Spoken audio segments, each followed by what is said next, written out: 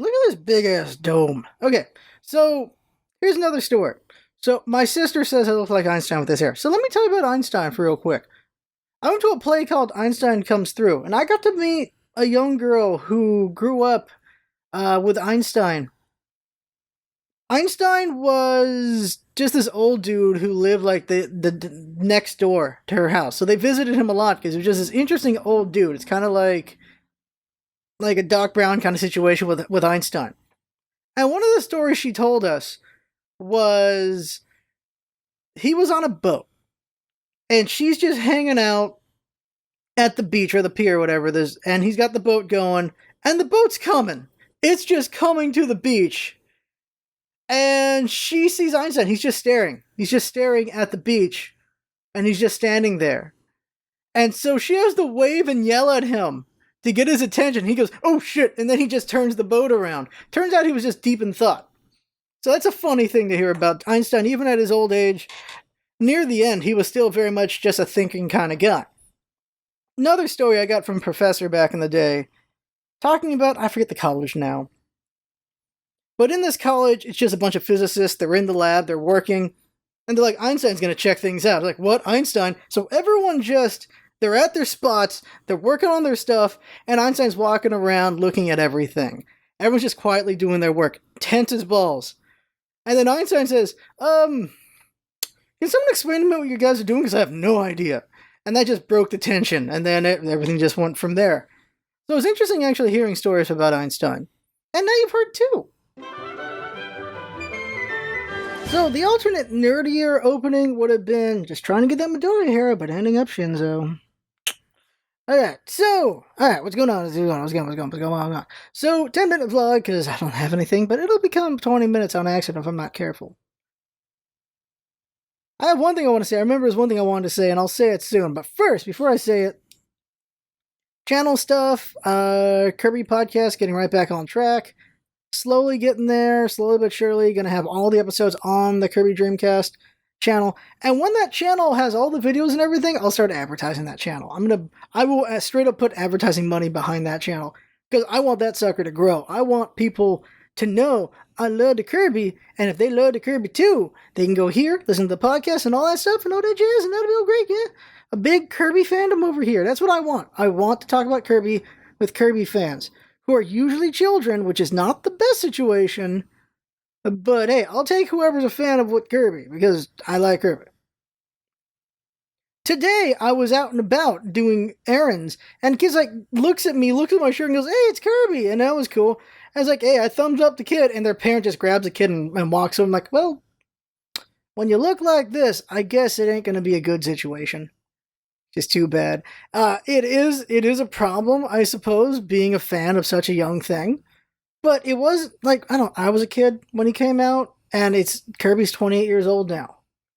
Kirby can own a house, can drive a car, Kirby can drink all he wants, Kirby can start paying into his retirement fund.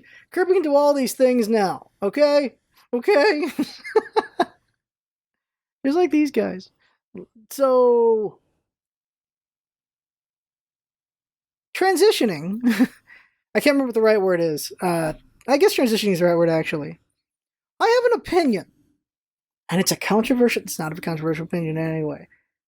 And the opinion is because I just want to say this at least once on a vlog, and that is so that I never get to go to China, despite the fact that it's a bad statement, but Chinese girls are hot.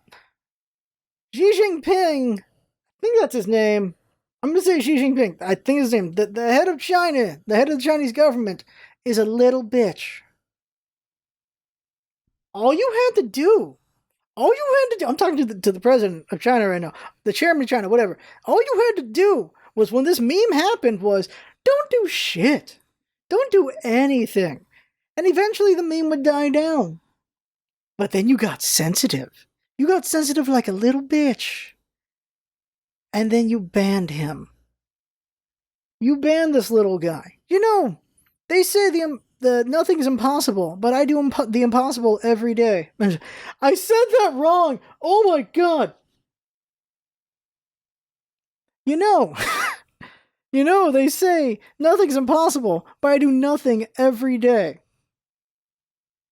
quote Winnie the Pooh. This lovable little nothing dude has under the skin of the leader of China, the leader of a bajillion, literally a billion people, who has erased so many lives with one order all the time. That little bitch can't handle being compared to this. Obviously, this is not a perfect example of Winnie the Pooh, but what the fudge? Seriously.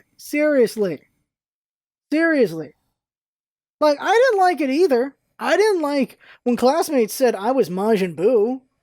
I didn't enjoy that one bit because they're making fun of my weight and they're making fun of my high-pitched voice. I didn't enjoy that one bit.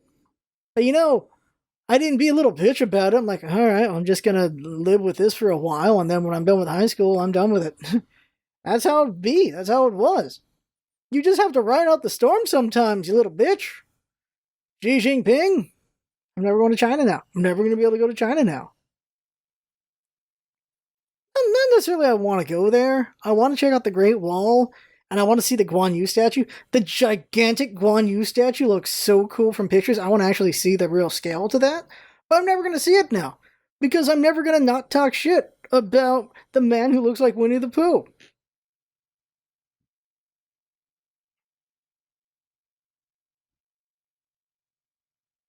I feel like it's important to not punch down. And punching up can be fun, but I don't really, I just don't want to punch people. But when you're a man who's killed millions of people, and he's a piece of shit, it's a little bit harder to not be mad at the person and want to make fun of them. There is some weight to that, I suppose. At the end of the day, though, I'm not going to think of Xi Jinping as I assume that's his correct name. Like, I don't want to say names incorrectly on purpose, but I'm not going to do the work to double check his name. But I'm pretty sure that's his name. Because there's like, they're mispronouncing Kamala Harris's name right now. They call it Kamala, or like, they're saying it really dumb right now on purpose. And I don't rock with that. I don't agree with that. Like, after 9/11 happened, a lot of people started saying Alua snack bomb. I'm like, that's just stupid. That's just stupid. That's stupid. That's stupid. It's dumb. Mispronouncing things is such a grade school insult. It's just such a childish insult. Also, making fun of, here's my thing. Ben Shapiro's a piece of shit. Calling him a small man and just making a lot of small people jokes, how does that make other small people feel, right? How does it make shorties feel? How does it make the shorties feel? I don't like doing like the same thing with Trump, where people just talk about how he's a fat piece of shit, or they'll say all these insulting things about his body and his weight and all that stuff. There are people with that body and that weight, and I'm just like, well, sucks for them right there. Trump is a piece of shit for his policies, and it'll be like he's shitty for these things, but I'm not going to call him a Cheeto. I'm not going to call him a carrot. I'm not going to call him these things. I find that level childish, and if you need it to feel better, then have at it. I'm not going to judge you for it. But for me, well, I'm going to judge you for it a little bit, I suppose. But for me, I just like, that's not it. That's not the way I'm going to express my anger at Trump.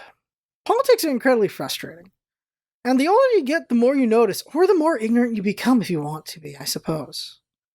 You come to the realization, just talk to the average voter, how many people actually know what the hell they're talking about at any time?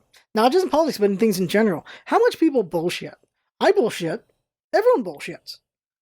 And I try, though, not to bullshit when it's important. Yesterday at work, I did something really bad, and I messed things up. And I had a chance to lie and cover for myself.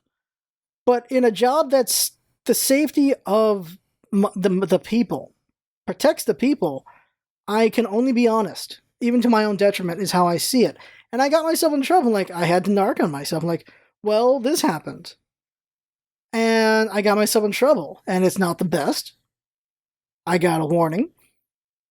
But if I don't be honest about my mistakes in such a high-stakes job that I have, then it's gonna get worse. I'm gonna get worse. I'm gonna cover up more, and at some point, someone's really gonna get hurt, or heaven forbid, millions get hurt.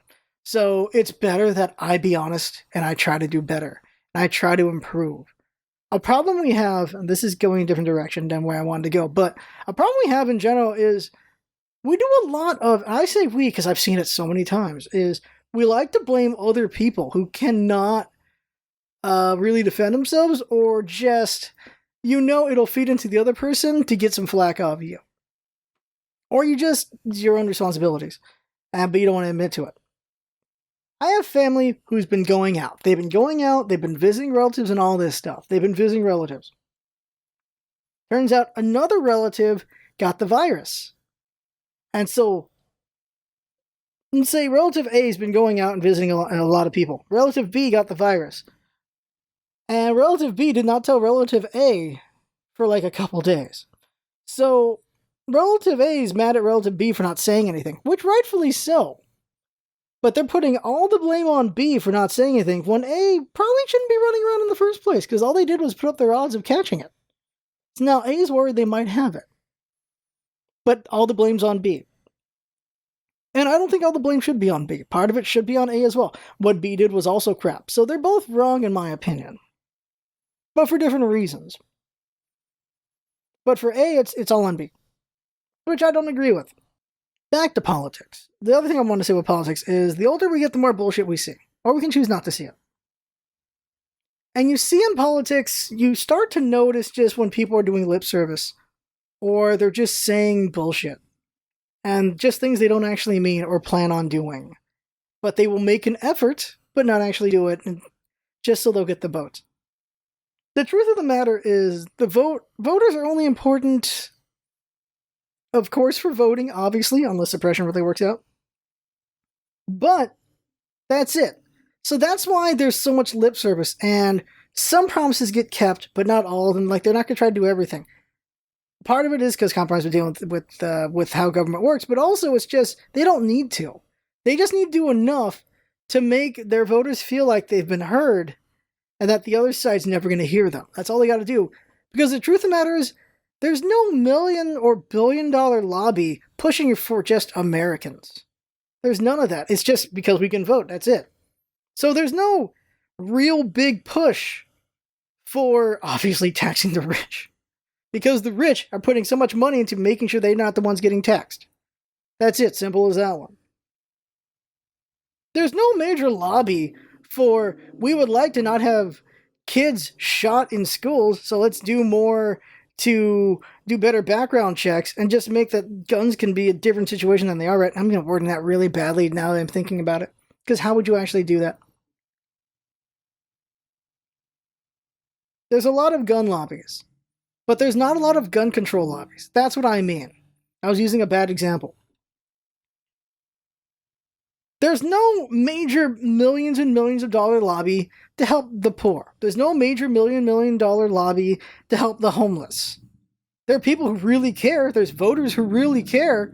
But there's no major big backing by a billionaire pushing to help livable housing be a thing. That's just not what's going on. So they don't need to get the highest priority because of that. A politician just has to do enough. But they do a lot for the people who actually put money in their pockets. I always wonder, what's the better thing to do? And I don't know. Shorter terms? Problem with shorter terms is a politician get in there and they'll do as much crap as they can in 4 or so years to make as much money as they can before they pop out. Because being a politician is a job for money, not a service, which is very frustrating as someone who really is a public servant. Millions of people rely on my job, and I work with that in mind.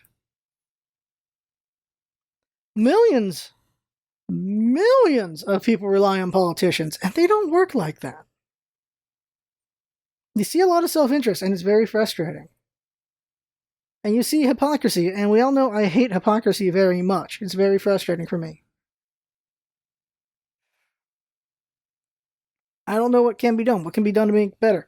Because local, state, and federal, we see bullshit all the time. I'll give you a local example. This was a couple years back. There were some budget issues. They're like, okay, so we got all these things we need to do, infrastructure, this and that. We don't have enough money. We're going to cut money out of the schools. We're going to cut some money out of some pothole stuff, this and that. And then when the vote came up, hey, do we want to give ourselves raises? What do you think happened there? Do you think they gave themselves raises? Yes, they gave themselves raises. Of course they did. How can a government change if it's got so much interest in keeping itself going? Well, obviously you want to keep it going for stability, but the other one's just so they can keep lining their pockets. What can you do? What can actually be done? I really don't know. It's very frustrating. I don't know what can be done. The older I get, the more bullshit I see, and the angrier I feel. But I try to temper it as much as I can with kindness and niceness, because I just screaming and ranting and raving isn't going to do anything. I'm not really sure what can be done. So all I do is more local stuff. So I do charities, I do volunteering, I do local things. Because that's something I can actually do. That's something that my hands can actually do. I can actually do something with my hands and helping people on the local level. On the state level, there isn't a damn thing I can do. On the federal level, there's a damn thing I can do either. We're told to vote, and then voting is getting suppressed like crazy. It's very frustrating. I don't know how you can be a Republican and say you're about small business, and then also turn around and say you're totally cool with what's happening with the post office. You're totally cool with what Trump's doing. Small businesses rely on the UPS, not the USPS. They don't rely on UPS. They don't rely on FedEx. They rely on the USPS, the U.S. Postal Service. They need that. The fact that that's just not something that we have a budget for in the government, like the military, blows my mind. We should just be like, money's going to the Postal Service. There's money going into there. That's it. We don't worry about the debt of that. There's no debt to that. That's getting paid. The military, getting paid. We just have money going into these things. It is part of the lifeblood of this country.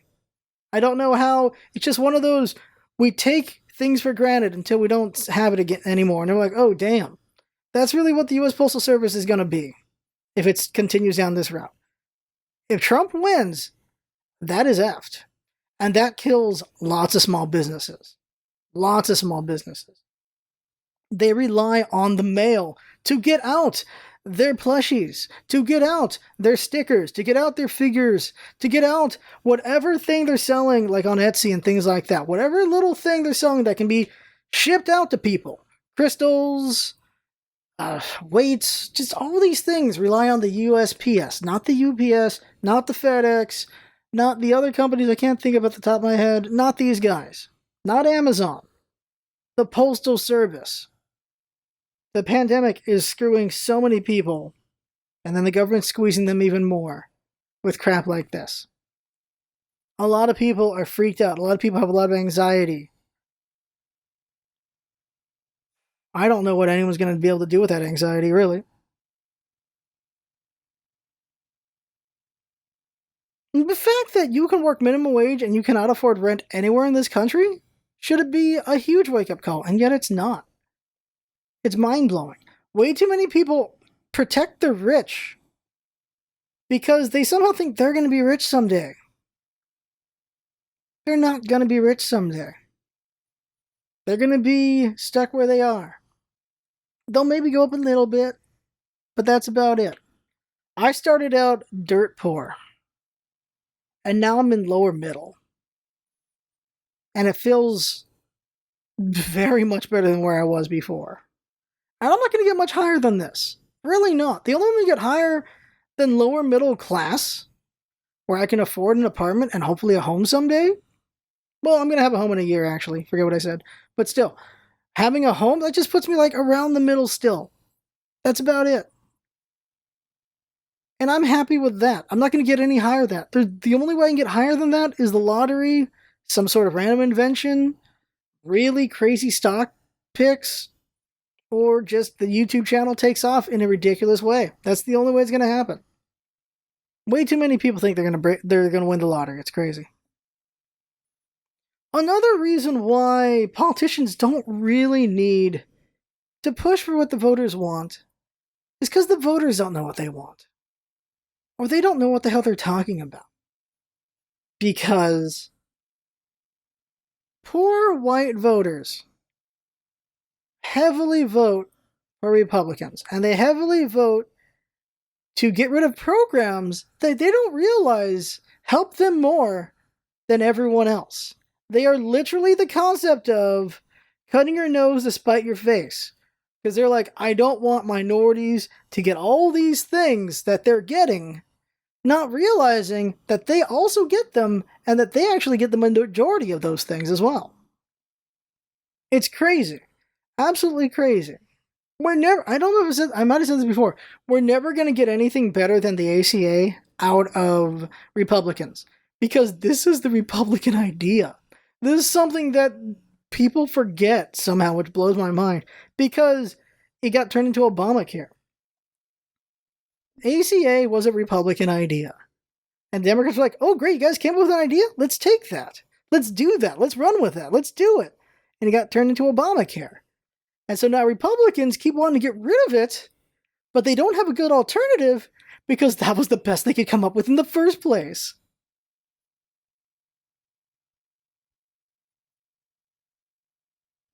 So it's an empty fight, the ACA fight. Because they don't have a better solution than that. And it's just, in a way, hilarious to see poor white people want to get rid of the ACA when it's the only insurance they're getting, because they know it only has Obamacare. It's amazing. So that's the vlog. That is the vlog right there. I'm done talking. Turned really political. TLDR, Xi Jinping's a little bitch. So that right there is the vlog. I had fun talking, I had fun watching and listening, and that's what it's all about, isn't it? Having fun. Thanks for coming by, and see you next time. Oh yeah, the Journey LP's out. Check that out.